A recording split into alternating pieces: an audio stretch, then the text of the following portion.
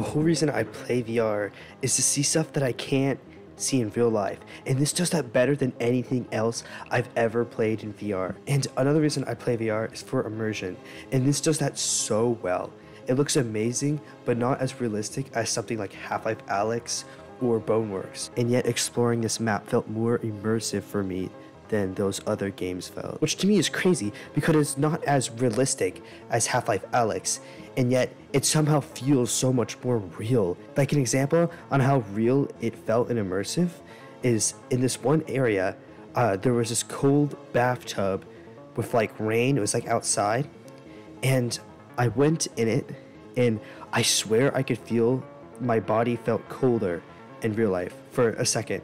And another example of how immersive it is, I was passing by this area with tall grass and a big power line, and the whole area just looked eerily similar to just where I've lived for like most of my life, which just added to why it would feel so real. But it also all looked different. It didn't look entirely normal, like weird sets of buildings where they shouldn't be, and random objects in places where they shouldn't be. And when I was passing by the tall grass, it literally felt like my legs got warmer and more itchy, like what I usually feel when passing by those, which is so weird how it literally felt like I could feel it. And about stuff looking liminal or familiar, this map does that so well, but that can depend on the person, and same with most liminal maps, I think. Like if you made a store that resembles the store you used to visit, it would be familiar to you and other people who relate, but not to those who maybe used to go to different types of stores. So when you find a liminal map, like Organism for me at least, that replicates an area that just looks so familiar to a dream you've been in, or area you've been into real life, but even more so, it just hits so much harder. I say that because this one area in Epilogue Chapter 1, which by the way is the sequel to Organism, it's like a trilogy, there's 3 parts, that in this area had these tall doors and staircases leading up to them, okay, just winding around. And when I saw it, I was like just flabbergasted, because I had a dream before where I was basically just in that area. Like I had a dream where it just looked 100% like that. And I don't even know if it was a dream or if it was some area I've been in real life, like a friend's house or something. But it was just so weird seeing it, because it was just like, it was like I'm visually seeing what I dreamed before, except it was VR, so it wasn't even real. So I mean, it feels like you're in a dream, which is so cool. I almost forgot to mention the museum area. This is another area that felt really liminal to me and familiar, because this museum looks so much like a government type museum. I don't know what type of museum it was near where I live in my area, which just has like history in it and stuff. To me, the Organism feels both insanely mysterious but also familiar.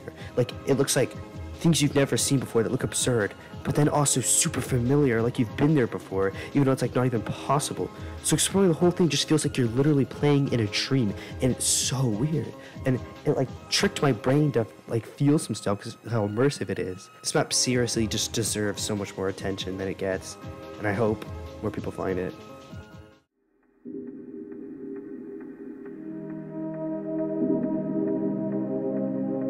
The main theory I have, and the theory that I think is the most popular, or I've just seen a lot, or what the story of Organism could be, is that in some way it's the mind of someone who died, and that person probably being the Hat Man, since he pops up in quite a few areas and his coat is usually near the hospital beds. Also worth mentioning is in the second world there's a car crash, which is probably how he died. I think the Organism could be the mind of him, because there's quite a few areas that are clearly supposed to be from his childhood, so like old video games, old movies, stuff like that. This person probably grew up in like probably the 90s.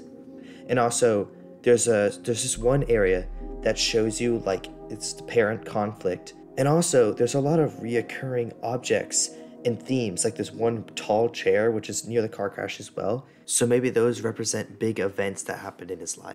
Also, what I find interesting is how all of these places are empty. Maybe the person who died could be being kept alive, but they're in a coma and stuck roaming in their own memories.